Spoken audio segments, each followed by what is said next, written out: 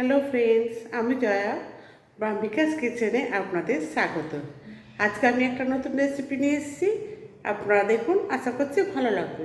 ভালো লাগলে অতি অবশ্যই লাইক, শেয়ার, কমেন্টস করবেন। আর নতুন বন্ধু যদি আমার চ্যানেল থেকে থাকেন, তাহলে আমার চ্যানেলটাকে সাবস্ক্রাইব করে আমার পাশে থাকবেন। তাহলে চলুন, আর পুরনো বন্ধু আপনারা যেমন সাপোর্ট করেন সেভাবেই আমাকে সাপোর্ট করবেন। চলুন তাহলে রেসিপিটা দেখে নেওয়া যাক। এই রেসিপিটা গরম ভাতের সাথে ভেতে ভীষণ ভীষণ ভালো লাগে খেতে। আমি এই রেসিপিটা বানানোর জন্য এখানে একটা মিডিয়াম সাইজের পেঁয়াজ নিচ্ছি। পেঁয়াজটাকে ভালো করে আমি চপড করে নিচ্ছি।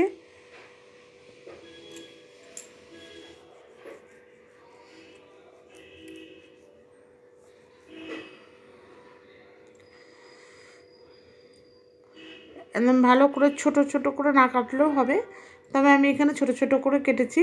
একটু কারণ এটা কড়াইতে তেলে দিয়ে ভাজতে হবে, তাই জন্য একদম মানে ছোটো ছোটো কাটাটাই বেটার। এবার আমি এখানে 5-6 কোয়া রসুন নিয়েছি, দুটো কাঁচা লঙ্কা নিয়েছি। ঝালটা আপনারা বাড়ানো করানোটা আপনাদের উপর নির্ভর করবে, কেন আমি এখানে ঝালটা একটু কমই দিচ্ছি। আর দুটো দিলাম একটুখানি, দিয়ে 4টে লঙ্কা দিয়েছি, কাঁচা লঙ্কা। এবার এটা একটা বাটির মধ্যে তুলে নিলাম।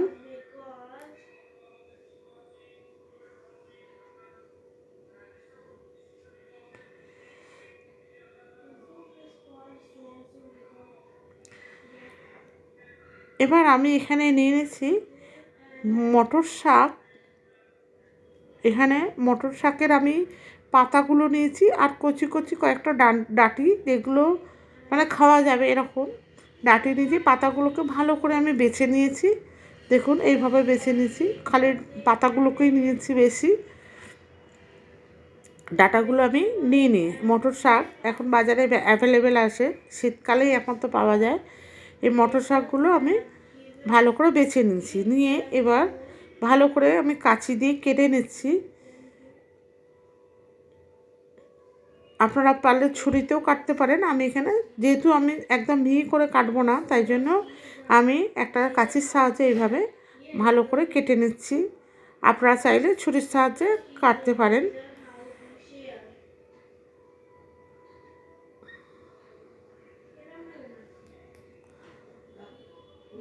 এভাবে পুরো শাকটা আমি আস্তে আস্তে করে কেটে নেব।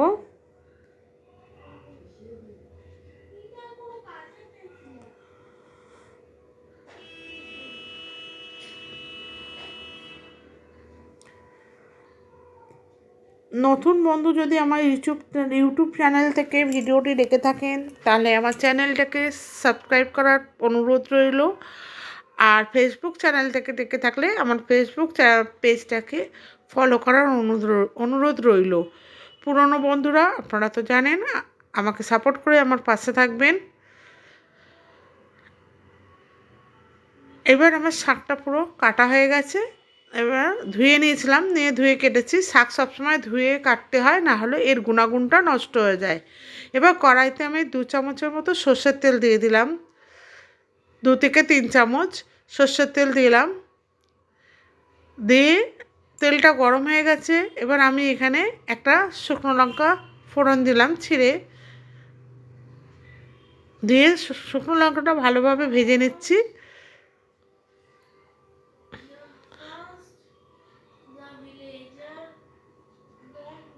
শুকনো লঙ্কাটা ভাজা হয়ে গেছে। এবার আমি এখানে দিয়ে দিচ্ছি রসুন, যেটা আমি থেতো করে নিয়েছি। আপনারা চাইলে গ্রেট করে নিতে পারেন, আমি একটা নোড়া দিয়ে এটা থেতো করে নিয়েছি। আর দিয়ে দিচ্ছি টুকরো করা পেঁয়াজ আর কাঁচা লঙ্কাটা। যে কাঁচা লঙ্কা 4টে কাঁচা লঙ্কা নিয়েছিলাম, সেই কাঁচা লঙ্কাগুলোও দিয়ে দিলাম। দিয়ে ভালো করে আমি এটাকে নেড়ে চেড়ে নেবো। আর হ্যাঁ, একটা কথা, আপনারা চাইলে কালো জিরে ফোড়ন দিতে পারেন। আমি এখানে কালো জিরেটা দিইনি, আপনারা চাইলে কালো জিরে ফোড়ন দিতে পারেন। কালো জিরেটা ফোড়ন দিলে টেস্ট ভালো হতো, যেহেতু কালো জিরেটা মানে আমি স্কিপ করেছি, আপনারা চাইলে কালো জিরে দিয়ে নেবেন। এবারে পেঁয়াজ আর কাঁচা লঙ্কা, শুকনো লঙ্কা সব ভাজা ভাজা হয়ে গেছে, একটু ব্রাউন হয়ে গেছে। এবার আমি শাকগুলোকে দিয়ে দিচ্ছি, মটর শাকগুলো।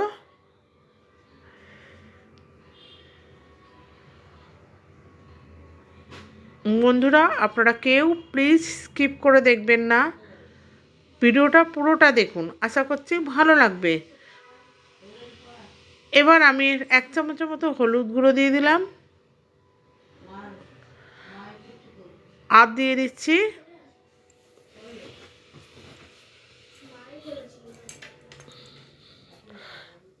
লবণ, স্বাদ মতো লবণ দিয়ে দিচ্ছি।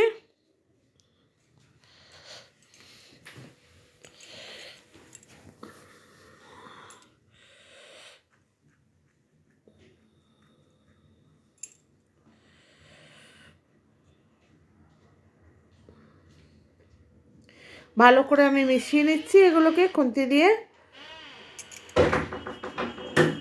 ভালো করে আমি এটাকে নেড়ে চেড়ে দিলাম।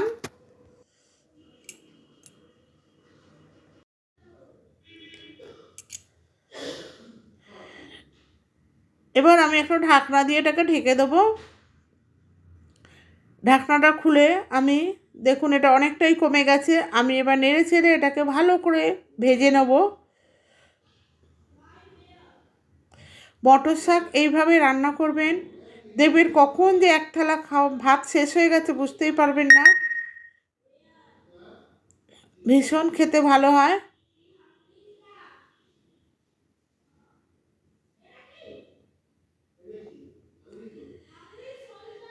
এবার নেড়ে চেড়ে আমি এটাকে ঢাকা দিয়ে দিচ্ছি। ঢাকনাটা খুলে আমি আবার একটু নেড়ে চেড়ে দেবো। এইভাবে বারবার আমি এটাকে নেড়ে চেড়ে ভালো করে ভেজে নেব।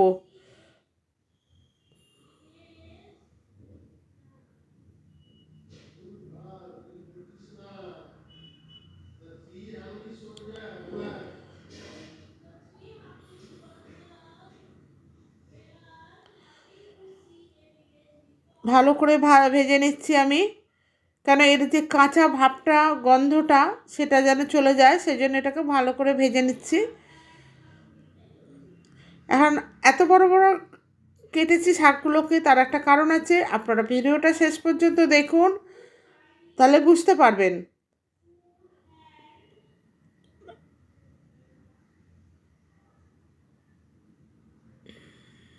আবার ওপর থেকে একটু চিনি দিয়ে দিচ্ছি, মিষ্টি দিয়ে দিচ্ছি, যাতে এটা স্বাদটা ভালো হয়, তাই জন্য।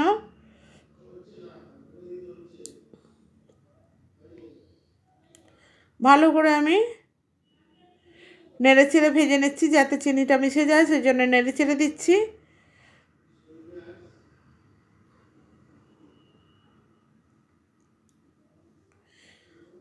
বন্ধুরা, আপনাদের সাথ ছাড়া এই পথ চলা ভীষণ অসম্ভব, সুতরাং আমার পাশে থাকবেন। আপনাদের পাশে থাকার জন্য আমি সত্যিই আপনাদের কাছে কৃতজ্ঞ। নতুন পুরনো বন্ধু উভয় আমার ভালোবাসা নেবেন। এবার এটাকে ভালো করে আমি নেড়ে চেড়ে ভেজে নিলাম।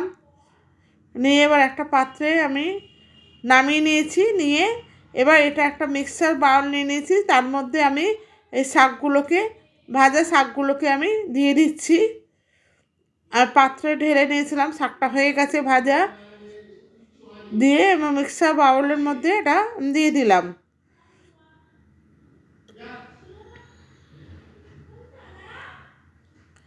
দিয়ে এটাকে আমি একটা ভালো পেস্ট বানিয়ে নেব। মিক্সিতে দিয়ে দেখুন পেস্টটা আমার তৈরি হয়ে গেছে। দেখুন আমার এই রেসিপিটাও তৈরি হয়ে গেছে। আশা করছি ভিডিওটা আপনাদের ভালো লেগেছে। ভালো লাগলে অতি অবশ্যই লাইক শেয়ার কমেন্টস করবেন ইউটিউব দিয়ে দেখে থাকলে। আর ফেসবুক দিয়ে দেখে থাকলে আমার পেজটাকে ফলো করে থাকবেন, এটা আমার রিকোয়েস্ট। আমি একটা পাত্রে ঢেলে নিলাম।